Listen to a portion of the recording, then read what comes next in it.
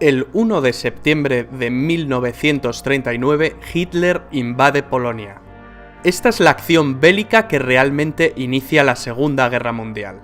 La Segunda Guerra Mundial es la contienda más devastadora que la humanidad jamás ha conocido.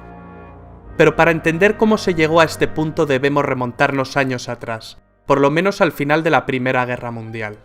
El Tratado de Versalles había puesto fin a la Gran Guerra, y la Gran Alemania había salido muy perjudicada tras perder territorio y serle impuestas desproporcionadas compensaciones que debía pagar a los vencedores. Los alemanes necesitaban de un líder que les guiara como pueblo y que les hiciese recordar tiempos pasados. Por eso surge un tipo como Hitler, un pintor frustrado que supo canalizar la rabia y los anhelos de todo un país.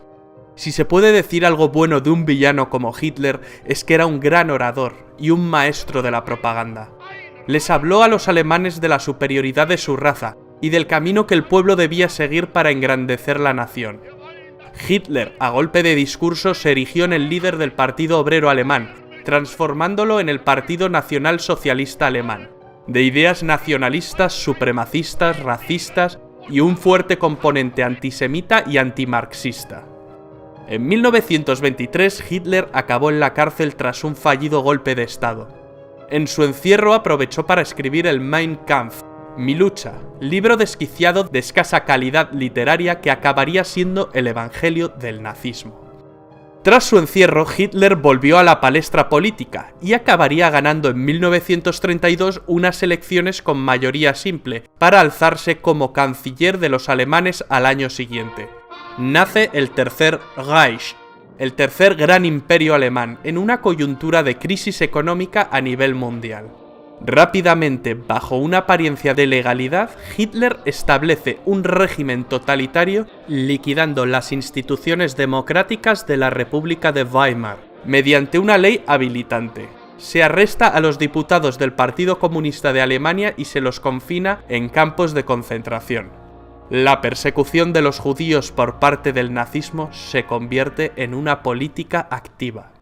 El Führer hizo caso omiso de las obligaciones que para Alemania señalaba el Tratado de Versalles, creando un fuerte estado militar, con tímidas protestas de Francia e Inglaterra. En el año 1938 empezó a poner en práctica su política de expansión territorial, incorporando a Austria entre sus dominios.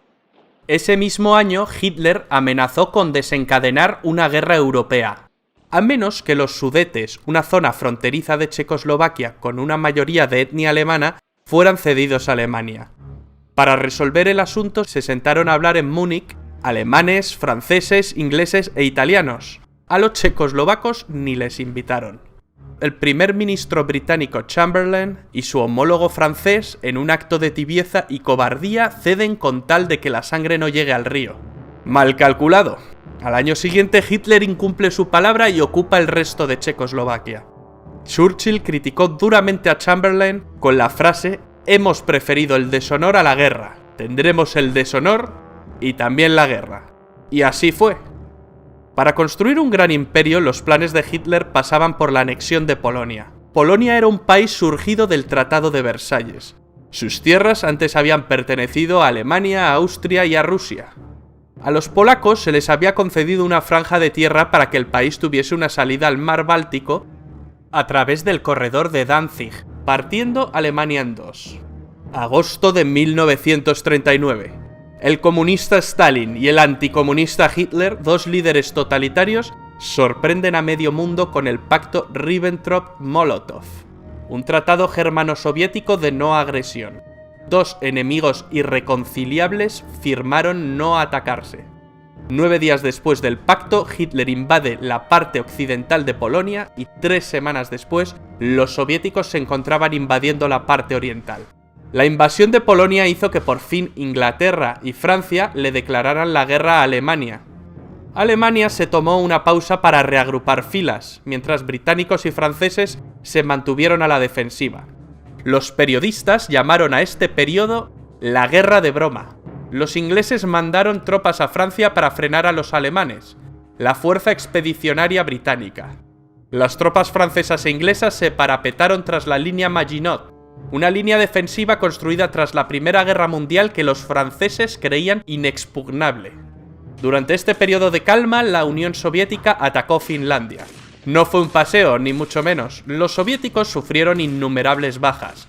Finalmente, las fuerzas soviéticas no cumplieron su objetivo principal, el de conquistar Finlandia. Solo lograron conquistar algunos territorios fronterizos. Hitler pensó que el Ejército Rojo era un ejército débil formado por infrahombres. El Führer, muy crecido por sus avances anexionistas y ante la pasividad de buena parte de los líderes europeos, mueve ficha constantemente. Ocupa Dinamarca y Noruega. Los alemanes finalmente acabaron con la guerra de broma en mayo de 1940, tras atacar simultáneamente Luxemburgo, Bélgica, Países Bajos y Francia. El método es el anteriormente utilizado en Polonia, la Blitzkrieg o Guerra Relámpago. Consiguieron meter sus tanques Panzer por un lugar que se pensaba impenetrable para un ejército mecanizado moderno. El bosque de las Ardenas. El ejército aliado quedaría rodeado. La batalla de Francia parecía perdida. A finales de ese mes se llevó en la ciudad de Dunkerque una dramática operación de evacuación de las tropas aliadas en territorio francés. Alemania pudo haberle asestado al ejército aliado el golpe final, pero algún tipo de milagro debió ocurrir porque Hitler dejó escapar a más de 300.000 soldados. ¿El motivo? No se sabe. Hoy en día es un debate que sigue suscitando innumerables teorías. La batalla de Francia no duró mucho más. El 22 de junio, Hitler se reunió con varios altos oficiales franceses, quienes solicitaron un armisticio. Hitler seleccionó el mismo lugar y el mismo vagón de tren donde se firmó el armisticio con Alemania en la Primera Guerra Mundial. Esta vez se invertían las tornas, y Alemania ocupa el asiento del bando vencedor. Así se puso fin a la guerra en Francia. Francia se dividió en dos, una porción ocupada que incluía París y otra no ocupada controlada por un gobierno colaboracionista con sede en Vichy, presidida por el mariscal Philippe Pétain. Se la conoció como la Francia de Vichy.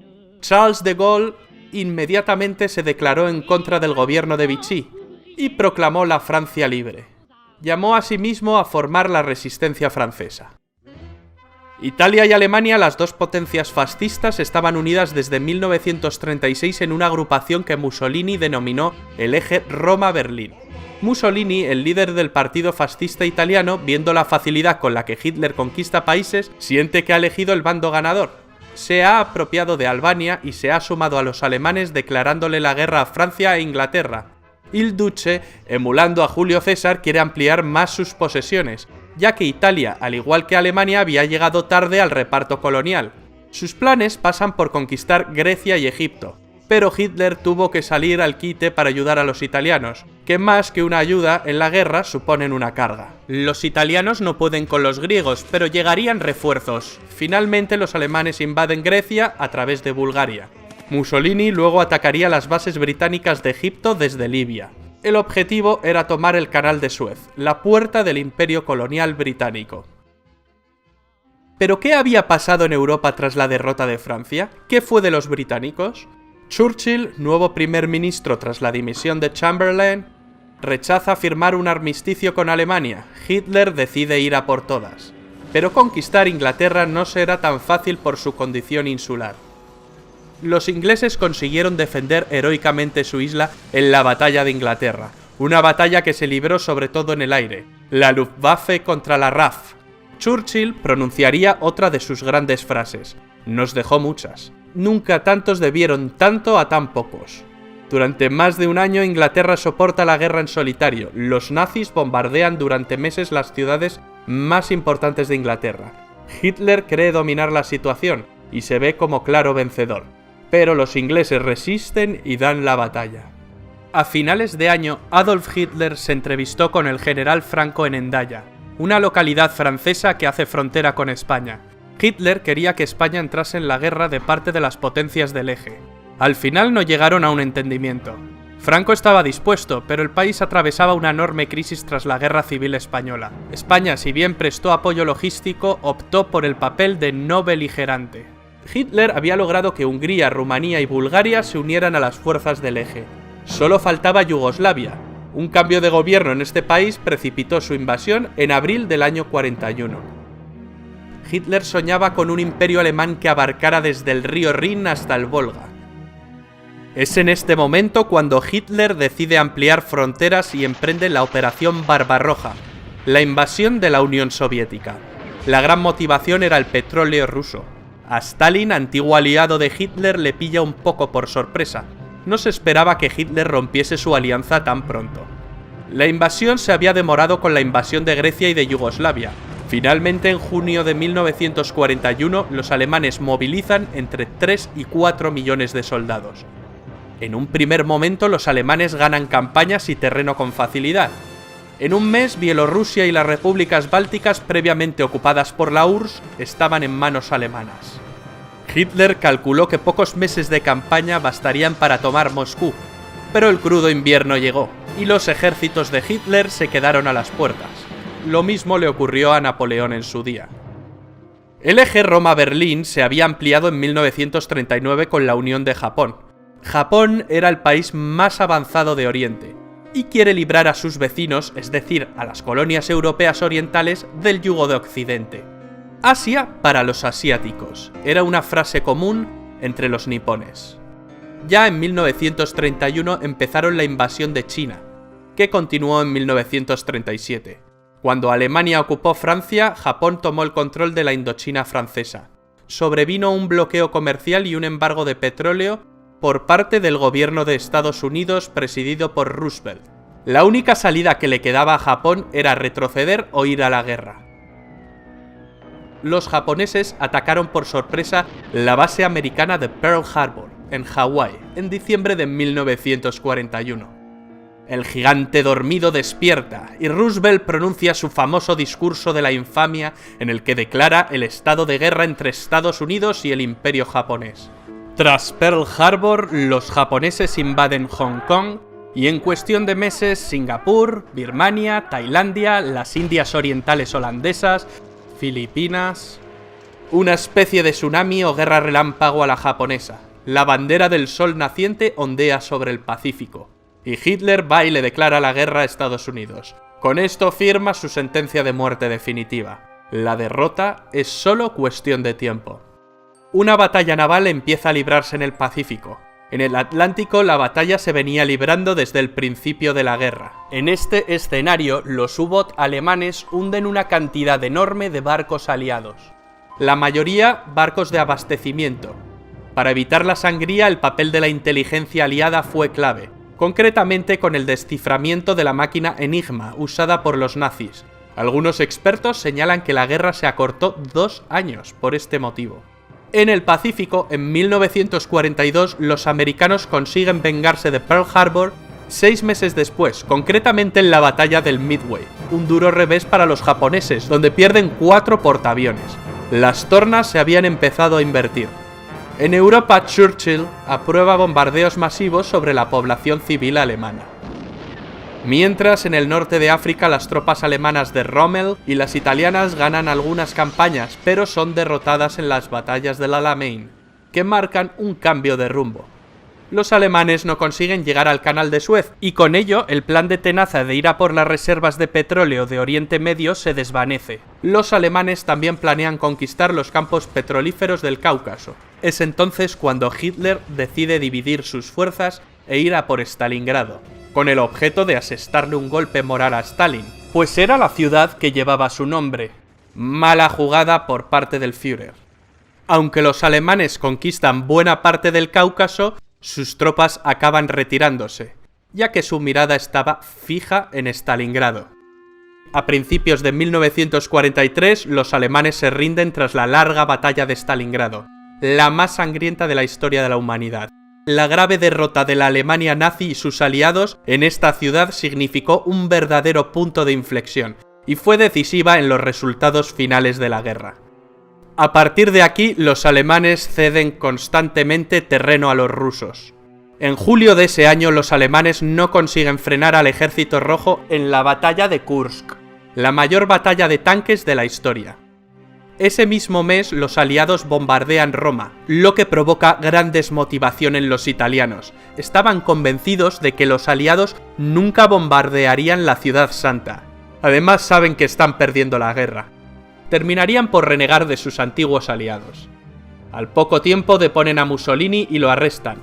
Duro revés para los alemanes, los italianos les han traicionado. El 4 de junio de 1944 los aliados llegaron a Roma y la liberaron. El 6 de junio un enorme contingente de tropas aliadas desembarcó en las playas de Normandía. Los alemanes, que ya retrocedían por el este, empiezan a retroceder por el oeste. El avance aliado es incontenible. No tardan en llegar a París. Cuando los aliados cruzan la frontera germana, los alemanes lanzan una desesperada ofensiva en las Ardenas, que no surte efecto. En el Pacífico las tropas niponas se desvanecen. Las acciones de los kamikazes solo retrasan la ofensiva estadounidense.